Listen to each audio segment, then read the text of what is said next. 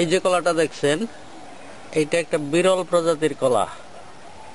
এর বৈশিষ্ট্য হচ্ছে এর মোচা যখন বেরোতে আরম্ভ করলো, তারপর মোচা থেকে কলা বেরোতে বেরোতে যখন শেষ হয়ে গেল, আর অবশিষ্ট মোচা কিছুই থাকছে না। আর এটা বেশ সুস্বাদু কলা, খেতে খুব ভালো। এর মধ্যে কোনো বীজ থাকে না।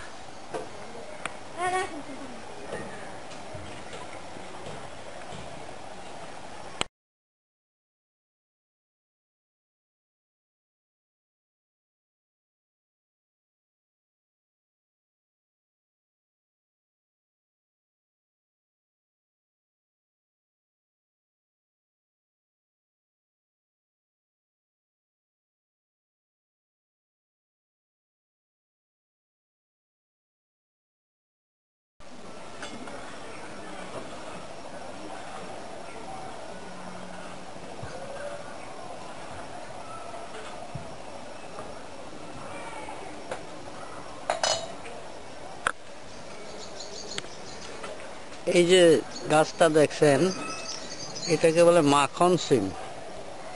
এটা বেশ আকারে বড় হয়, মাংসল। এটা বাজার থেকে প্রায় হারিয়ে গেছে।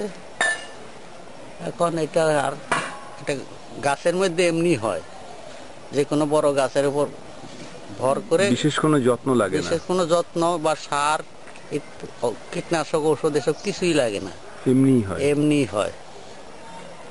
তো আপনার বাড়িতে এই গাছটা কতদিন আছে? এই গাছটা মাস 3 যাবত আছে। এই গাছ সামনের বছর কি এই গাছটা থাকবে না আবার নতুন করে বীজ পড়ে? আবার বীজ পড়ে নতুন করে হয়।